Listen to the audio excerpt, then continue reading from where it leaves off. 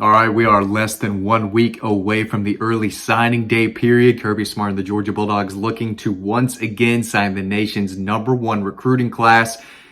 A lot to talk about. Basically, this video, I'm going to be breaking down what you need to know, who the early enrollees are, what to expect over the next 5 days, and what Georgia's class could look like at the end of the early signing day period and beyond into February. So, where things stand right now, Georgia has 23 commitments, 4 defensive backs with room for 1 more. I'll talk about that in a little bit. 3 inside linebackers, 3 of the best inside linebackers in the country. Raylan Wilson has actually already signed with Georgia. A few guys have already signed and are starting to make their way to Athens already. So everything's already getting going. 2 edge defenders, Sam and Pemba, Gabriel Harris, 2, top 100 kids in the country with room for 1 more. I believe that's going to be Damon Wilson, top 20 prospect in the country, 5-star long athletic pass rusher.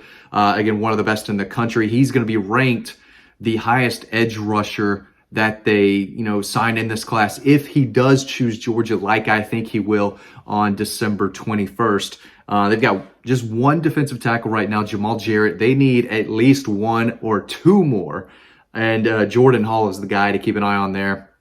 If you've been watching my videos for like 6 months now, you know that where I think Georgia stands with Jordan Hall, and I think they lead for Jordan Hall and have a little comfortable lead there over Florida, Alabama, and LSU. So he's a guy who I think is still trending heavily Georgia's way. He makes his announcement December 22nd.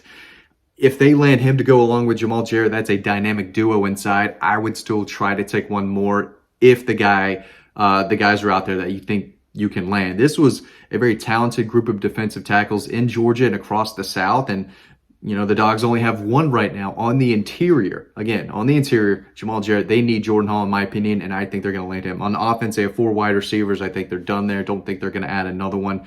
5 offensive linemen. I think they're done there. Don't think they're going to add any more. 1 running back, and Roderick Robinson, one of the most iconic, greatest high school running backs in the history of San Diego, California. He's just dominated, rushed for over 2,000 yards, touchdowns galore all season long. Go look up his highlights. They're actually over on Dog Post, so make sure you check that out. I think they would like to add 1 more. Obviously, Justice Haynes is going to Alabama. That is set basically in stone now. He's not entertaining, meetings and offers from Georgia and Ohio State and everyone else. So he's off the table. And that's a big miss. I still think Del McGee wants to take another running back. Not sure exactly who it is. So definitely, a spot to keep an eye on. At tight end, they have 2 of the best in the country, Pierce Sperlin, Lawson Lucky, 2 pass-catching tight ends. Room for 1 more, Deuce Robinson. There's a story over on Dog Post right now.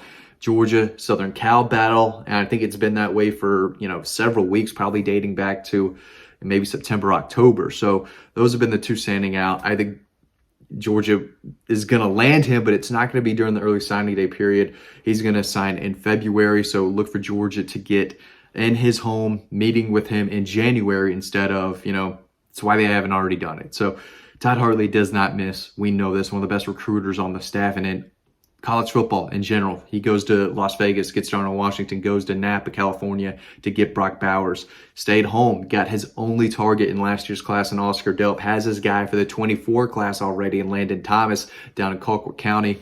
And I think he's going to end up with 3 tight ends in this class, which is okay because you took 1 last cycle. You're going to take just 1 the next cycle. And you're not turning down a guy like Deuce Robinson, 6'6", 240, runs like a deer, probably more than 240, I think, when he gets to Athens. If he does go to Georgia, like I think is going to happen, still a little ways away there, but definitely a guy to know. So in the secondary, I think they need another guy as well. Daniel Harris, former Georgia commitment down out of Miami, decommitted from Georgia, I think early November, mid-November, but I still think he's a guy that Georgia is trying to pursue. He's a guy they offered in February when Fran Brown took the job. He said, this is a guy that I want. They were able to land his commitment and had it for a long time.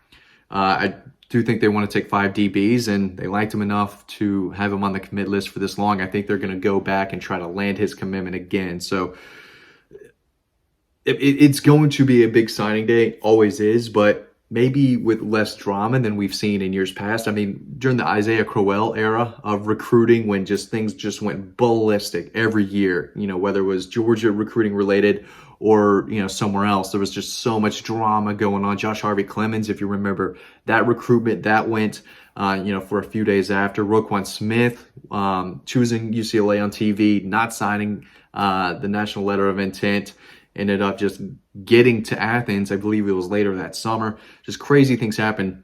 This time, those type of things could happen across the country, but with Georgia, you try to land Damon Wilson on the 22nd, Jordan Hall the 21st, Jordan Hall the 22nd, get you another defensive back, land Deuce Robinson, then you're looking at 27 commitments. If everyone currently committed stays on board. Right now, I think that's possible.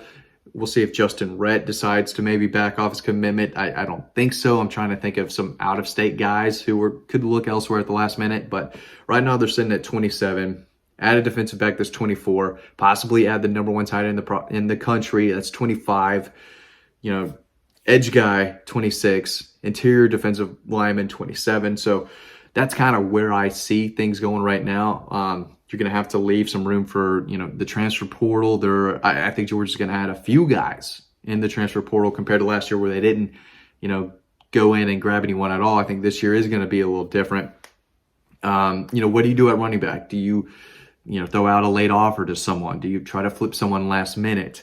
Flips always happen, and we've seen a couple already. Jamal Merriweather flipped from Central Florida.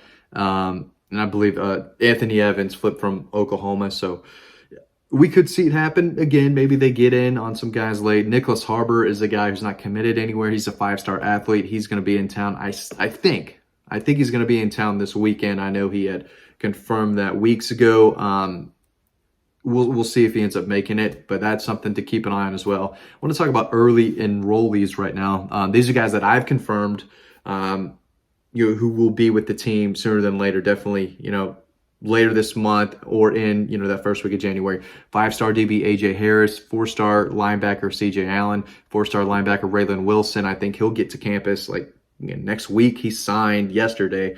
Lawson Lucky, 4-star tight end, 4-star wide receiver Anthony Evans, I believe, is also already signed. He's tweeting out that he's going to be in Athens tomorrow, so he's going to be prepping for Ohio State in practice. Tyler Williams, big 4-star wide receiver. Monroe Freeling, 4-star offensive tackle. 4-star wide receiver Raymond Cottrell is going to get there early. Roderick Robinson, the 4-star running back, is going to be there. Jamal Jarrett, the big defensive tackle, he's going to be an early enrollee. Gabriel Harris, that 4-star edge defender, another one of those guys. And then 3-star offensive lineman Joshua Miller as well.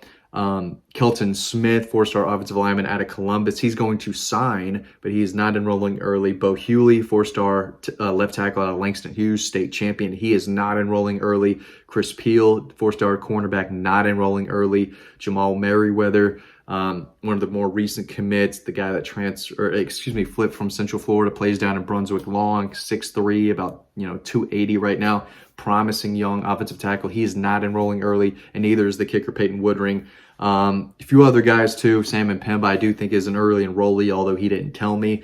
Janelle Aguero, another guy who I believe is enrolling early. He did not tell me that. Someone else did.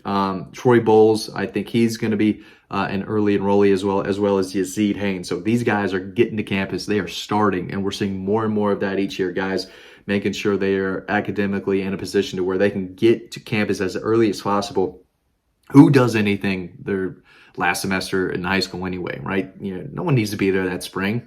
Just go off, do your thing, start your college career, especially if you play football, because you're going to get a head start. You're going to get a jump start on next year. And these kids are taken advantage of, and the Georgia staff is doing these guys, a favor, especially early on, saying, hey, do this. We want to get you on campus. We have this spot for you. Well, why wait? Get on campus now. Let's get this thing going. And that's how you build a championship level football team when 80-90% of your class is enrolling early, and they're going to be there in the spring instead of being, still in high school, kind of doing your thing, right? You're not playing football. That's over. You're just kind of waiting for the summer and the fall to get here. These guys are already on campus. They're already learning and practicing and playing, going through spring ball.